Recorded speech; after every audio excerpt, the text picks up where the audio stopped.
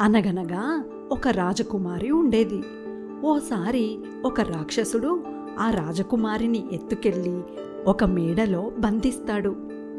ఒంటరిగా ఆ మేడలో బందీగా ఉన్న రాజకుమారి ఎలా తప్పించుకోవాలో తెలియక ఏడుస్తూ కూర్చుంటుంది. ఏడుస్తున్న రాజకుమారి దృష్టి అక్కడే ఉన్న ఒక నీటి పాత్ర వైపు మల్లుతుంది. గాలిలో ఎగిరొచ్చిన ఒక చీమ ఆ నీళ్లల్లో పడిపోతుంది. నీళ్లల్లో మునిగిపోతున్న చీమను చూసి జాలిపడిన రాజకుమారి దానిని నీటిలో నుండి బయటకు తీసి కాపాడుతుంది. ప్రాణాలు కాపాడిన రాజకుమారికి చీమ కృతజ్ఞతలు తెలుపుతుంది. ఏడుస్తున్న రాజకుమారిని చూసి, నా ప్రాణాలు కాపాడినందుకు కృతజ్ఞతలు, కానీ మీరు ఎందుకు ఏడుస్తున్నారు అని అడుగుతుంది చీమ. నేను ఈ రాజ్యానికి రాకుమారిని. నన్ను ఒక రాక్షసుడు ఎత్తుకొచ్చి ఇక్కడ బంధించాడు అని చెబుతుంది రాజకుమారి. మీరు ఇక్కడి నుండి తప్పించుకోవడానికి ప్రయత్నించలేదా రాజకుమారి అని ప్రశ్నిస్తుంది చీమ. చాలాసార్లు ప్రయత్నించాను, కానీ ఈ భవనానికి ఎక్కడా బయటకు వెళ్ళడానికి తలుపులు లేవు. గాలి వెలుతురు కోసం చిన్న కిటికీలు మాత్రమే ఉన్నాయి. ఆ రాక్షసుడు తన మంత్రశక్తితో వచ్చి వెళ్తుంటాడు. నన్ను వదిలిపెట్టమని ఆ రాక్షసుడిని ఎన్నోసార్లు బ్రతిమాలాను.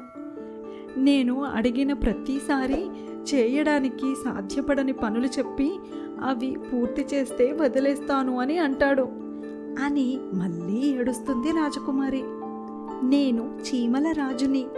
నేను మీకేమైనా సహాయం చేయగలనేమో చెప్పండి, తప్పకుండా చేస్తాను అని అంటుంది చీమ. ఇప్పుడు కూడా ఆ రాక్షసుడు బస్తా ఆవాలు, బస్తా మినుములు కలిపేసి రేపు ఉదయం వరకల్లా వాటిని వేరు చేయకపోతే నన్ను చంపేస్తానని అన్నాడు అని చెబుతుంది రాజకుమారి.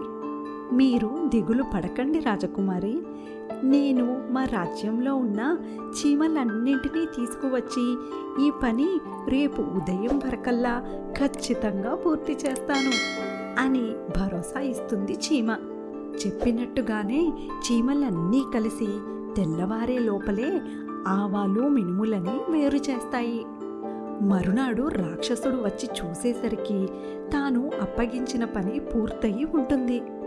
ఇచ్చిన మాట ప్రకారం రాక్షసుడు రాజకుమారిని వదిలేస్తాడు. రాజకుమారి చీమ ప్రాణాలు కాపాడితే చీమ తన తోటివారి సాయంతో రాజకుమారిని కాపాడుతుంది. మనం ఒకరికి చేసిన మేలు తప్పకుండా మనకు తిరిగి మేలు చేస్తుంది.